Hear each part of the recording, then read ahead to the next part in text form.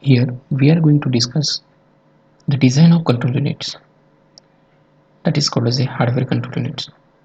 The design of control units is divided into two parts. One is called as a hardware control units and the second is called as a microprogram control units.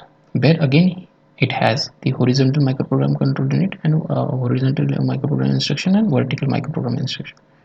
Now, what indicate the hardware control units? In hardware control techniques, the control signal are generated by means of hardware circuits. There are the two ways to generate the control signals. That control signal is very useful to execute the instructions or to perform the instructions. That hardware control signal is used to generate the control signal. Now the main objective of control unit is to generate the control signal in a proper sequence. The sequence is very important to generate the control signals. That control signal is generated for the any instructions which is stored in the instruction registers. Obviously that instructions stored in the instruction register, it comes from the MDR, that is called as a memory data register. It has a proper sequencing: PC to MAR to MDR and MDR to instruction registers, and that is again given to the microprogram control units.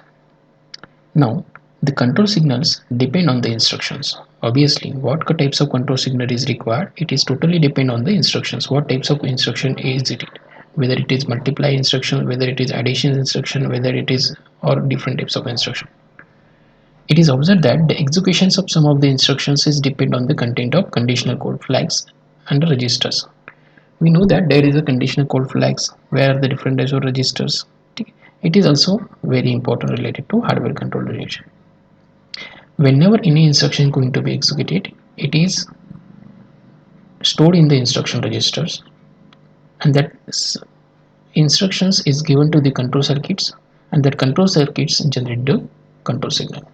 That control signal we can generate it with the help of two ways, or it has a two techniques. One is called as a hardware control units with the help of hardware control, and the second is called as a microprogram control units. Now what happened in the hardware control units, how we generate the control signals. The control signals are uniquely determined by following informations. First is the content of control counter. What is the content of control counter? Content of instruction registers, content of conditional code and other state flags. Obviously the control signal are uniquely determined by following informations. What are the control signal is generated, it is totally depends on the instruction is stored in the instruction registers. The content of control counters, content of instruction registers, and the content of conditional codes and other flag registers. Now here we are going to again discuss the control unit organizations, which has following part: clock signal, control step counters, instruction registers, that is called as IR, decoder and encoder circuits, which is useful to generate the control signals, external inputs and conditional codes. These are the very important part of control units, hardware, that is called as a hardware control units. Already we have discussed that the control signal can be generated using the two techniques, that is called as the first technique is called as a hardware controls and the second is called as the microprogram control. So these are the two ways where we can generate the control signals.